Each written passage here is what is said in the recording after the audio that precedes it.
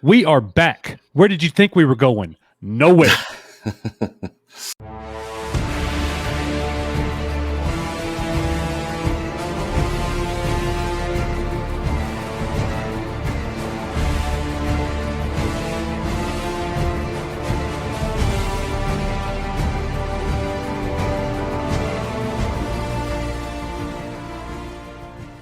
And welcome back to Echo Base Network. I am Coach. He is Nick. A lot of people have been asking us, what do we think? What are our feelings about the Disney Gallery episode of The Mandalorian season 2's finale, Chapter 16, The Return of Luke Skywalker?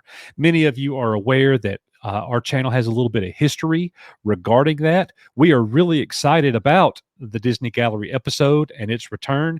If you are unaware, going all the way back to December of last year, when Mark Hamill made this tweet where he said, "I'm a fan myself, so I knew true fans would love it, but to see them thrilled beyond belief with the exuberance of children, whooping it up, screaming in ecstasy, the tears of sheer joy, it's a roller coaster of emotions I'll never forget. I love UPFs." And that was his second tweet. And you see the one at the bottom there where he said no words. Mark Hamill tweeted out 2 videos about his return and reactions to his return. And one of those videos is ours that you see there at the top. So what we have done is Nick has pulled out 9 different quotes throughout the Mandalorian episode. And we're going to go through those Disney Gallery quotes and kind of give you our thoughts and feelings, and it's going to all lead towards Mark Hamill's quote and mentioning us per se. So let's go ahead and dive into it right now, Nick, starting with quote number 1. I'll tell you what, Nick, I'm just going to read these and I'll present it and I'll just let you kind of do a Nick's take on it. Here we go. Right. So quote number 1 from Jon Favreau, he said, "I found that the emotions run very deep with Star Wars, and people's relationship, especially people who grew up with it from a young age, feel a lot of connection to it. I think the one consistent thing I'm feeling is that people care deeply that it's being handled correctly and that it's being handled respectfully. It meant so much to them, and they want to see it continue into the future and feel like it's all connected with consistency." So, Nick, I'll let you go ahead and fire away on that Favreau quote. How did you feel when the leader of The Mandalorian had that to say? So as soon as he said that, I was like, all right, this guy gets it. He understands what the fans want, how deeply so many fans are connected to the Star Wars universe, especially the OT for our generation anyways. And, I think just from reading that quote, it feels like he's taking on that responsibility and handling it with care and trying to respect it and trying to give the fans something that they want. Now, I did have my criticisms of The Mandalorian, but overall, I thought they did a great job on that show. And especially with what they did at the end of season 2 was just phenomenal, in my opinion. Yeah, I think that other people who take control of IPs need to take note, because this is what you do. This is how you create something new and fresh, yet honor the past. So, and so many people have failed in that regard. Well, moving on to quote number 2 here from Dave Filoni. He says, "Usually John and I tend to think alike. If he and I are aligned on something, like that is probably going to turn out good. But if I had been like, no way, Luke, John would respect that and be like, let's figure it out. It just felt right to both of us." And of course, he's talking about the return of Luke Skywalker in the chapter 16. Yeah. So, on set and everything, the whole, everything that they would talk about would be about Plo Koon. He was the one that was going to be coming in. They even had artworks designed and all kinds of stuff to keep the Luke thing a secret. And like Filoni talked about, people know that Plo Koon is his favorite character, so it stands to reason.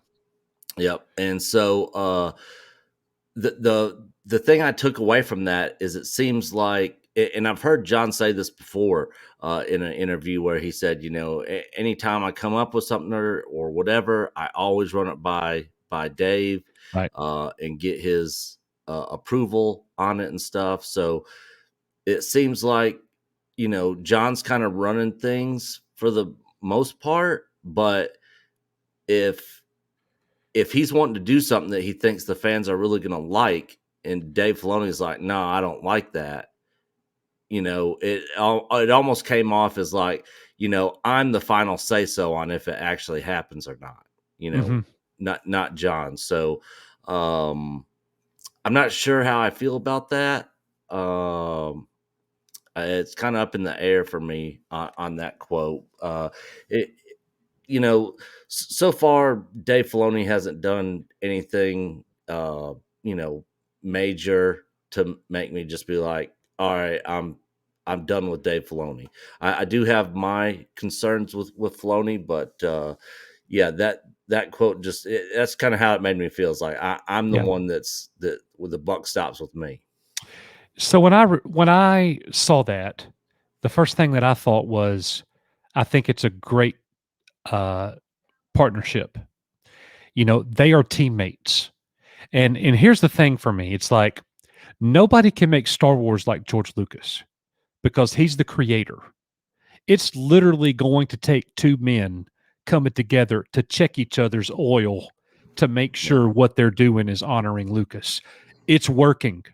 It's working. Most of the time, when one person has tried to pick up the mantle creatively, it has failed. But yeah, with the Favreau Filoni work together, it's working out for the fandom to date, anyways. yeah. So, all right, moving on to quote number 3 from Peyton Reed. I think he, Mark Hamill, was very protective of his character, and rightfully so. This is a character that people have over a 40-year relationship with, right? There is an emotion that just comes out when seeing that character again. I agree. Hmm. Certainly seeing that character show up in this show, and also for fans. I was 13 when the original Star Wars opened, so I grew up with Star Wars, and that was always that fanboy part of me that wanted to see what he like in full peak Jedi mode post Return of the Jedi, and we had a chance to do that. What was he like, is what he was saying, and we did get a chance. Peyton Reed was able to direct that episode. Yeah, and there's another quote that's going to come up later where Mark Hamill kind of talks a little bit about that. But yeah, a lot of fans, we only got the post Return of the Jedi Luke in books and comics. We never got him in full force mode, Right. and after Return of the Jedi, and that's what a lot of us were expecting. With the sequel trilogy, that he was going to be basically like Gandalf the White. He was Yeah. going to be ultra powerful. Yeah, he was going to be old, but he was going to be, kicking ass all over the place. And so, we didn't get that, but we did get it here. And it's literally just a couple years after Return of the Jedi. So, that's definitely something I wanted to see. I'm glad that we got it, and I loved every minute of it. Yep. All right. Well, let's keep rolling. Another quote here from John Favreau. He says, Kathy Kennedy, we brought in very early on this conversation, and Kathy, first and foremost, is a great producer and producers figure out ways to make things happen that are creatively exciting to the storytellers. So that was about the extent of the talk about Kathy Kennedy in the episode, but she was mentioned, and there it was. Yeah. So when he said that, I know there were a lot of rumors going around that Kathleen Kennedy wasn't involved at all. She didn't know anything about Luke Skywalker. I found that very hard to believe personally. And that quote right there, the reason I put that in there is because there was all kinds of rumors going around that she was basically kicked out. Right. Um, and they only showed her on set for that second episode. I haven't seen images of her on any other sets for season 2. So I guess it's still possible, but I just find it highly unlikely. And I find it highly unlikely, as I did before when the rumor came out that she had no involvement and didn't know anything about Luke coming back. I'm sure she was very involved and probably knew everything about it. Well, when I saw the quote, to paraphrase it, John Favreau said, "Hey, Kathy's great. She's letting us do exactly what we want to do." Like, Yeah, that's how I saw it.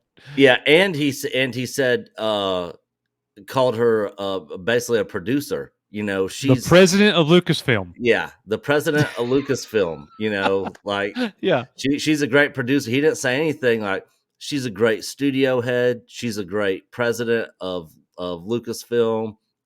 He was like, she's a great producer, Yeah. which a lot of people, That pretty is much what she's already known knew for. that. Yeah, Yeah. yeah. So, yep, that was a really good point, and I like that part. So, moving on to the next quote from Mark Hamill. I remember joking with George and saying, when Return of the Jedi ends, it's all over for me. And that would almost be like taking 3 movies to tell you how James Bond earned his license to kill, and then it's over. No Doctor No, no Goldfinger, no From Russia with Love. And I was joking, really, but it did occur to me he went from a farm boy, then to a trainee, and then to a Jedi, and yet then it's over. There's no tales of his exploits as the Jedi. Yeah, and that was something else that what I was saying a minute ago when on Peyton Reed's comment, where Mark was basically saying the same thing, and he talked to George Lucas about it back in the day, saying it's pretty much over for me. We never get to see Luke at the height of his power. He had really just at that point after defeating Vader became the Jedi. He defeated Vader and the Emperor, and he was then a Jedi, but we never got to see anything past that. Yeah. And I wish George would have kept it going. Maybe took a 5-year hiatus, then started on it again, so we could have seen some more of that way back in the day. But he had a lot of personal stuff going on in his life, with his divorce and everything, and so Sure.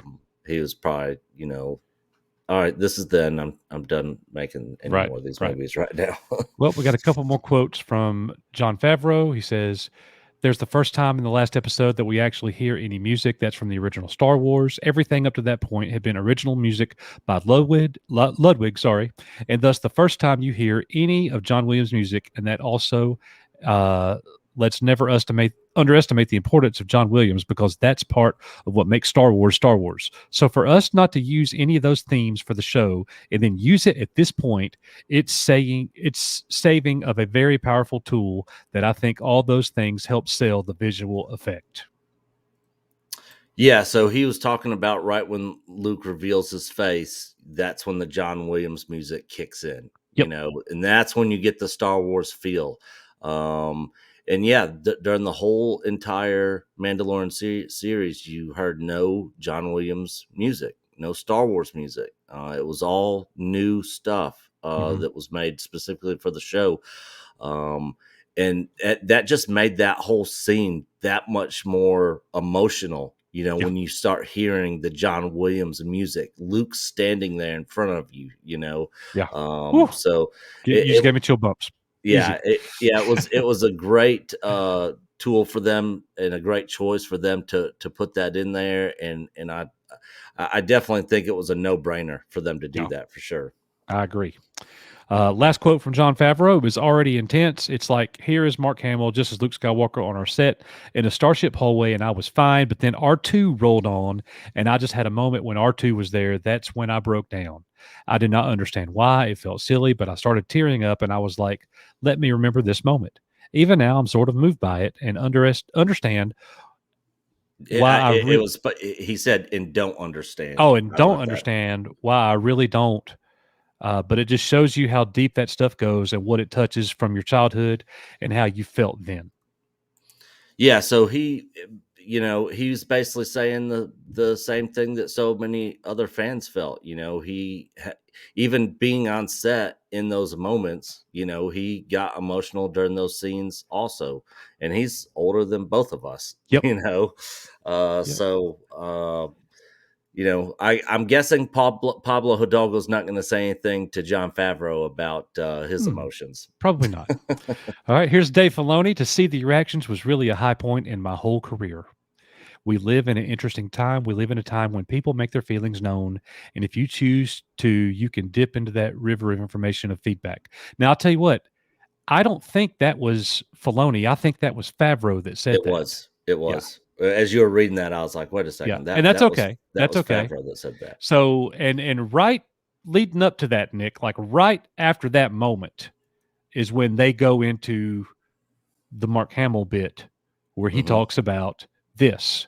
John sent me leaks to reaction videos, which were just, I'll get to see these things in the audience, seeing grown men cry, people screaming their heads off. It was really, really thrilling for me to see them enjoying it so much. We love the fans. If it wasn't for them, I wouldn't be sitting here talking to you by the most loyal, passionate group of people that I've ever encountered. I just have a deep gratitude for their enthusiasm over the years. I never expected that, and it has been something I really cherish. And I want to fast forward, Nick, to this picture right here. When let's look at the quote again. Mark Hamill tweeted 2 videos when he Mhm. talked about how John Favreau sent him those messages. There's one of them right there. And it Yeah. just happens to be us. Yep. And we're very honored for that. Yeah. It's crazy that when he was talking about that, how John sent him, reaction links to reaction videos, and then he tweeted that out. So Yep. that got my mind curious of, okay, did John Favreau watch our video first? I don't think there's any doubt. And even Hey, with John. even with the message at the very Love beginning of you. it, sent it to Mark, and then Mark tweeted it out, because that was a direct shot at Disney and their failure with the sequel It trilogy. was. It was. Um, so Well, it was more of it definitely was. That was half of it. You're yeah, absolutely right. That was half of it. The other half of it was, you got our attention. You're doing this right. Now keep it going. yeah, yeah, yep. So that was the message to Disney, that he sent that to Mark Hamill. Yeah, that's crazy. So yeah, it was like, when I was listening to it, I was like, okay, so did John see it first, or did he send links and then Mark Hamill started diving in and looking for other videos? I'm Well, guessing Mark probably didn't spend the time digging around on YouTube, so he looking said for, John Favreau sent him messages of videos, yeah, links and of, and yeah, and Mark reaction said videos. he tweeted them out. Yeah, The reaction videos. He tweeted 2 out, ladies and gentlemen. yeah, We're 50% of that. yeah, Not me and Nick, us. Echo yeah, Base Network, our community, we are 50% of what was tweeted out. So yep, I don't think there's any doubt that John Favreau saw. If you're wondering, do they watch your videos? Yes. yeah. I mean, we're Because we were even a smaller channel before they even watched it because than we are now. some of them care. Not Yeah, all, but some. Yep. So that was a great moment for our channel, Nick, seeing Mark yeah, Hamill talk about that moment. I actually had my wife watch that. She doesn't care about Star Wars and stuff. yeah. But when she saw that, she looked at me and I'm like, he's talking about her video. And she was grinning, man. Like she loved it. So I was a proud husband. Like it was awesome. Well, guys, what do you think about the Disney Gallery episode? So much good there to go over. Go ahead, Nick. One other quick thing I wanted to mention that I didn't put a quote in here that I did not realize was, well, actually two things. One, they used a respeeching tool for Mark Hamill's voice, Mhm. because I was curious who did the voice for him, Right. because it sounded similar, but I could tell that it wasn't exactly Mark Hamill's voice, not the Hamill of today. So I was curious how they did that. So they actually used a synthesized version of his voice by Right. using this respeecher program, which I thought was cool, and I thought it worked fine. And the other thing that they got into on the episode that I thought was really interesting was when they went into the different technologies on how they were going to have his face on there. They had CGI like they Yeah. did with Grand Moff Tarkin and Rogue One. Then they have the de-aging process where they just airbrush basically and just make the face look younger. Right. And then of course deep fake. And they had a guy that was sitting there working in a private office doing, trying to get this deep fake stuff working. And I guess he couldn't get it good enough because they ended up going with the de-aging process. Mm-hmm. But then they hired the YouTuber. What was the YouTuber's name? Shamook. Yeah. So they hired him to come in and do the deep fake stuff. So if we get any more Luke in the future, I'm guessing it's probably going to look even better than it did in. And that goes for anybody in that episode. Yeah. That goes for anybody. He's probably going to be working on Indiana Jones 5 also. Hey, don't be shocked. Don't be shocked if Obi-Wan's not looking legit, son. Yeah. All right, guys. Well, that's going to do it for us. Thank you so much for coming by here and watching this video, and make sure that you subscribe to the channel if you haven't already. A lot of you thought we had just vanished and become one with the Force. We're still here. We're still doing our thing. Nick had a great live stream the other day. We got videos that are up and coming. We got EBN TV, Echo Base TV will be launching its premiere episode this Wednesday at 7:00 p.m. Central Time. Where can you find it? Echo Base TV. You don't want to miss it. It's a community event. The slogan is Echo Base TV, where community happens. You don't want to miss this. It's going to be very, very special. So that's going to do it for us, guys. As always, I'm the coach. He is Nick. You are Echo Base Network, and we will see you on the next one. See you guys. Us what do we think about the Mandalorian's Disney Plus or Disney Gallery? Blah blah blah blah blah. All right, one more time. Whoa. All right.